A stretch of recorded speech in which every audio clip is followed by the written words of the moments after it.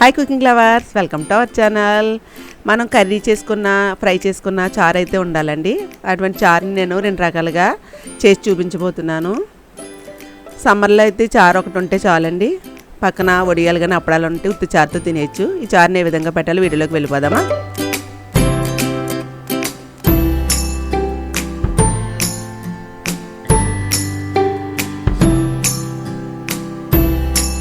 First టమాటా అయితే చారు పెడుతున్నానండి. ఈ చారు పెట్టడానికి నేను మీడియం సైజు బాగా పండిన టమాటాలు ఒక 10 వరకు తీసుకున్నాను.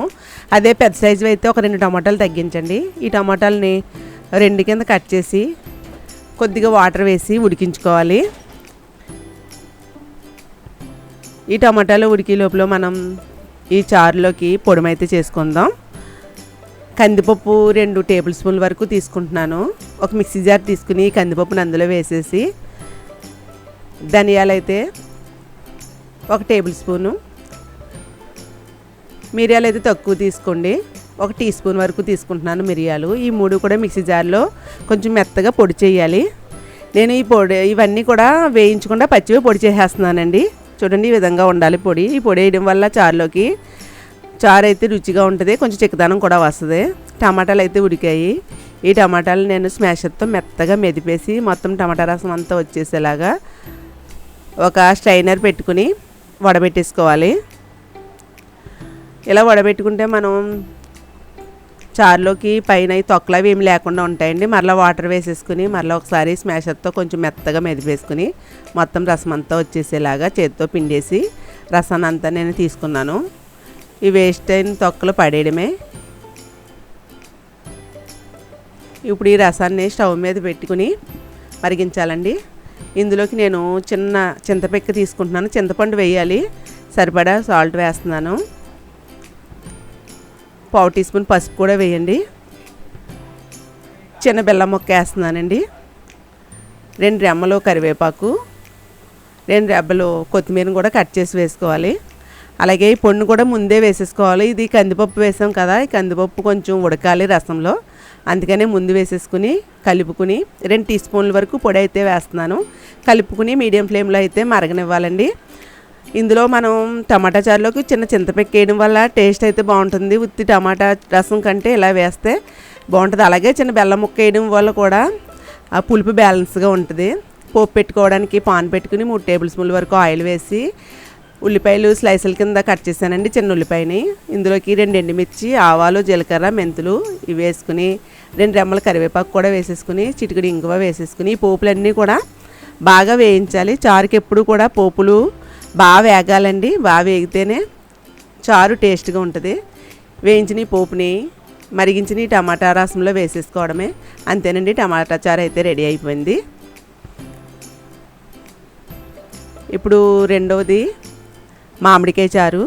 నేను మీడియం సైజు మామిడికాయని పైన పీలంతా తీసేసి కొంచెం పెద్ద ముక్కల కింద కట్ చేశాను. ఒక స్టీల్ గిన్నె తీసుకుని అందులోకి మామిడికాయ ముక్కలు వేసేసుకోండి. పుల్లగా ఉన్న మామిడికాయ తీసుకోవాలి.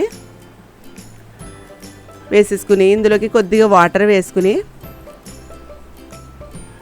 మీడియం ఫ్లేమ్లో మామిడికాయ ఉడికించాలండి. ఒక మామిడికాయ అయితే మెత్తగా ఉడికిపోద్ది త్వరగానే. లేదు అంటే మీరు కుక్కర్లోనే పెట్టుకోవచ్చు. మీడియం ఫ్లేమ్లో అయితే మామిడికాయని అయితే ఉడికించేసాను. త్వరగానే ఉడికింది. చూడండి, చూస్తుంటేనే తెలుస్తుంది కదా. ఇలా గరిటతో కానీ లేదా స్మాషర్తో కానీ మొత్తం అంతా కూడా బాగా మెత్తగా మెదుపుకోవాలి. ఇలా మొత్తం మెత్తగా మెదుపుకుని అసలు ముక్క కూడా తగలకుండా మెదుపుకుని ఇందులోకి మనం వాటర్ వేసుకోవాలండి. 1 కప్పు నేను మామిడికాయ ముక్కలు తీసుకున్నాను. ఒక 5 కప్పుల వరకు కూడా వాటర్ అయితే వేసేస్తున్నాను.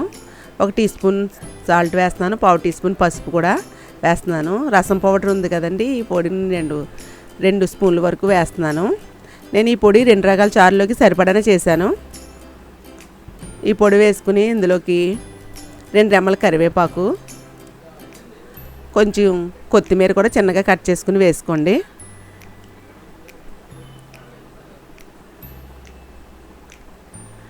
చిన్న బెల్లం ముక్క కూడా వేస్తున్నానండి. బెల్లం ముక్క కూడా వేయాలి. చాలా చిన్నది. మీకు బెల్లం వేయడం వల్ల తీపి ఏమి తెలియదు, కొంచెం పులుపు బ్యాలెన్స్ అవుతుంది అంతే. చూసుకోండి మనకి ఏ విధంగా ఉండాలో చారు ఒకసారి టేస్ట్ చూడండి. కొంచెం పుల్లగా ఉంది ఇది అయితేనే. ఇంకా కొంచెం వాటర్ యాడ్ చేస్తున్నాను. ఈ బెల్లం వేయడం వల్ల బ్యాలెన్స్గా ఉంటుంది టేస్ట్ అయితే. ఈ బెల్లం కూడా వేసిన తర్వాత మరగనివ్వాలి. ఒక 2-3 పొంగులు వస్తే చాలు. ఇలా మరిగించిన తర్వాత పోపు పెట్టేసుకోవడమేనండి. పోపు కోసం పాన్ పెట్టుకుని 3 టేబుల్ స్పూన్ల వరకు ఆయిల్ వేసుకుని ఉల్లిపాయ పచ్చిమిర్చి స్లైసుల కింద కట్ చేశాను. ఇవి లైట్గా ఫ్రై అయిన తర్వాత ఇందులోకి ఆవాలు, మెంతులు, జీలకర్ర, 2 ఎండుమిర్చి, 2 రెమ్మల కరివేపాకు వేసుకుని ఇందులో కూడా చిటికెడు ఇంగు వేసుకుని బాగా వేగనివ్వాలి పోపుని. బాగా వేగిన పోపుని రసంలో వేసేసుకోవడమే. ఎంతో టేస్ట్గా ఉండే మామిడికాయ చారు కూడా రెడీ అయిపోయిందండి. ఈ వీడియో మీకు నచ్చితే లైక్ చేయండి, సబ్స్క్రైబ్ చేయండి. ఈ చారులు వేడివేడి అన్నంలో వేసుకు తింటే చాలా బాగుంటుంది. Happy cooking. నెక్స్ట్ వీడియోలో కలుసుకుందాం.